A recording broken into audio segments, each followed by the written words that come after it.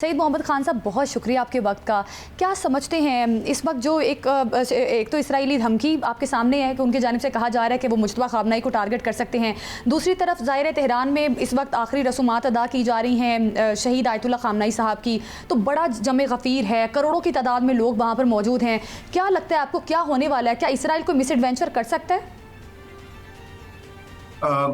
बिस्मिल्लाहिर्रहमानिर्रहीम।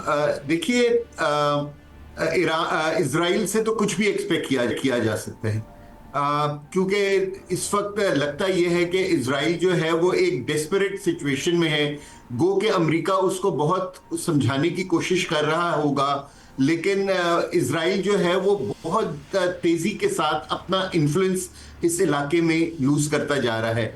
So definitely Mushtaba Khamenei साहब उसके एक टारगेट होंगे, लेकिन मेरे ख्याल में कि जो इजराइल में भी सीनियर एलिमेंट्स होंगे वो इजरायली लीडरशिप को ये समझा रहे होंगे कि इस मौके के ऊपर कोई हरकत ना करें, क्योंकि अगर इजराइल ने इस मौके के ऊपर कोई हरकत की जबकि वहाँ इंटरनेशनल डेलीगेशंस भी मौजूद हैं और इतने लाखों के हिसाब से लोग सड़कों पे मौजूद हैं, तो एक तो ना डेथ टोल बहुत हाई होगा, वन। नंबर टू जो है, क्या कहते हैं, जो थोड़ी बहुत इज्जत अब इजराइल की दुनिया में रह गई है वो भी खत्म हो जाएगी, और उसके बाद वेस्टर्न दुनिया को और खासतौर पे अमेरिका को इजराइल को बैक करना बहुत मुश्किल हो जाएगा। तो मेरे ख्याल में सीनियर एलिमेंट्स विल प्रिवेल और इजराइल एटलीस्ट 9 जुलाई तक कोई हरकत नहीं करेगा। अच्छा सर, सुप्रीम लीडर जो हैं इस वक्त मुज्तबा खामनेई साहब, वो तो बड़े ख्वाहिशमंद है, वो तो चाहते हैं कि वो शामिल हों, अपने वालिद की नमाज जनाजा अदा करें, लेकिन ईरानी जो ज़राए हैं उनका ये कहना है कि क्योंकि सिक्योरिटी थ्रेट्स हैं इसलिए उनको इजाज़त नहीं दी जा रही। जी, यही बातें फैल रही हैं, लेकिन मेरे ख्याल में मुश्तबा खामनेई साहब अगर उनकी सेहत इजाज़त देती है तो उनको ज़रूर अपने आप को विजिबली शो करना चाहिए, बेशक ज़ख्मी हो, बेशक जिस हालत में भी हो, एटलीस्ट ताकि लोगों को ये पता हो कि क्या कहते हैं कि he is alive and he is in control.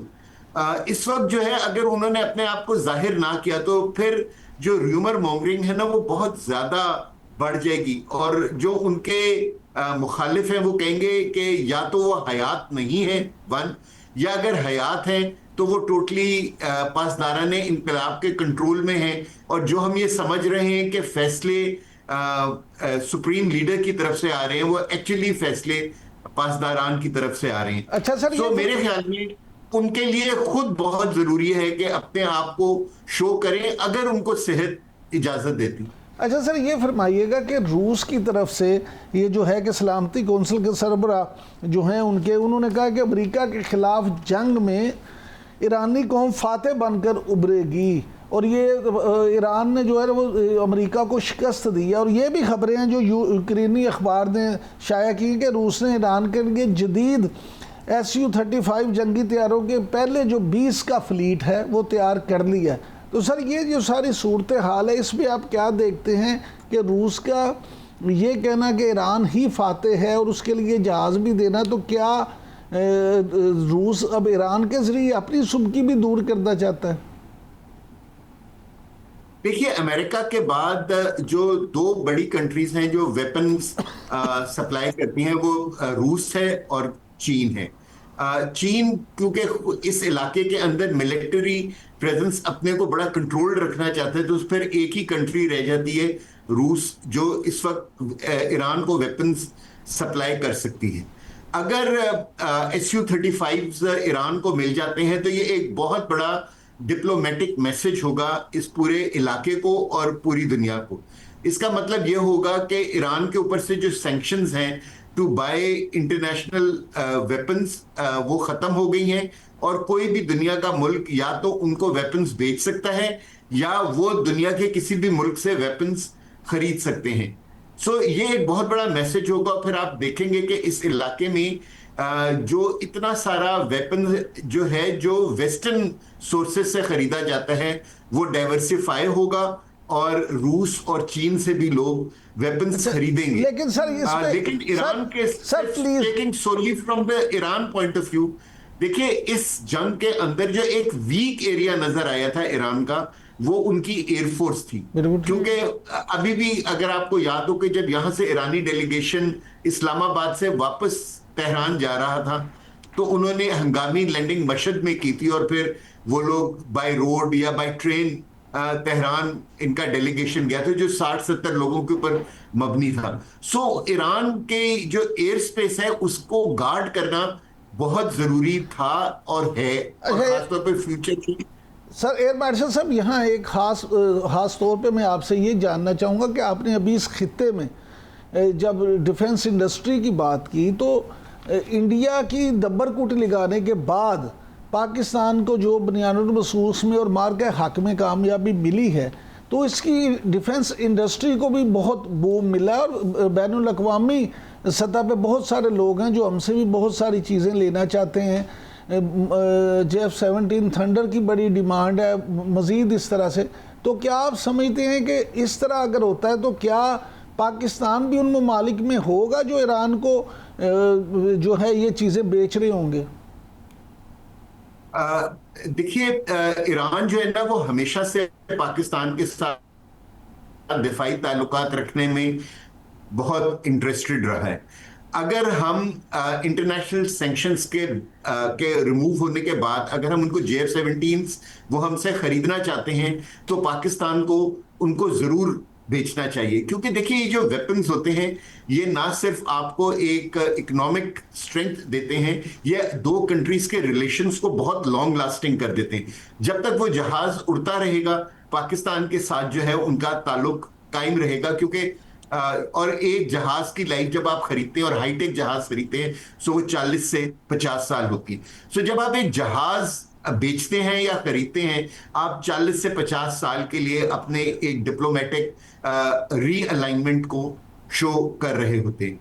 लेकिन मेरा ख्याल है कि जहाजों से ज्यादा मेरे ख्याल ईरान पाकिस्तान में इंटरेस्टेड होगा ट्रेनिंग के पॉइंट ऑफ व्यू से। इस वक्त अगर आप देखेंगे पूरी इराकी एयरफोर्स जो है वो पाकिस्तान ट्रेंड है। जो गल्फ कंट्रीज हैं वहां हमारे जो 3-4 एयरफोर्सेज हैं जिनको पाकिस्तान ने बनाया और ट्रेन किया है। सो मेरे ख्याल में जब हम लोग यंग थे और हम लोग ग्रेजुएट हुए थे, तो हमारे साथ ईरानी कैडेट्स होते थे, लेकिन बीच में ये सिलसिला रुक गया। सो अगर पाकिस्तान दोबारा ईरानी बिल्कुल सर, ये तो दुरुस्त बात है कि पाकिस्तान की फोर्सेस अब बड़ी हाईलाइटेड और प्रोमिनेंट होंगी और जाहिर है ईरान भी इससे फ़ायदा लेगा।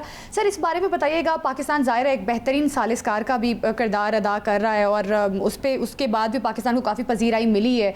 क्या समझते हैं अब ये ईरान अमेरिका के दरमियान जो मुज़ाकराती अमल है वो किस हद तक अब आगे बढ़ेगा? क्योंकि सदर ट्रंप की जानिब से कहा गया कि ईरान समझौता करना चाहता है। उन्होंने ईरान को जनाजे के लिए तकरीबन कोई 1 हफ्ते की मोहलत दी है कि अपनी ये जो रसूमात है, आप लोग आखिरी रसूमात शहीद आयतुल्लाह खामनाई की अदा कर लें, उसके बाद जो है मुज़ाकरात का अगला सिलसिला जो है आगे बढ़ेगा। लेकिन ये जो डेडलाइन दी गई है सदर ट्रंप की जानिब से, इससे कुछ खदशात भी हो रहे हैं पैदा कि आखिर क्या वजह है जो एक डेडलाइन दी गई है? क्या लगता है सदर ट्रंप कुछ बड़ा कर सकते हैं, कुछ हो सकता है? सर ये मोहलत से क्या मुराद है? उन्होंने ये जो मोहलत का लफ्ज इस्तेमाल किया, डेडलाइन से क्या मुराद?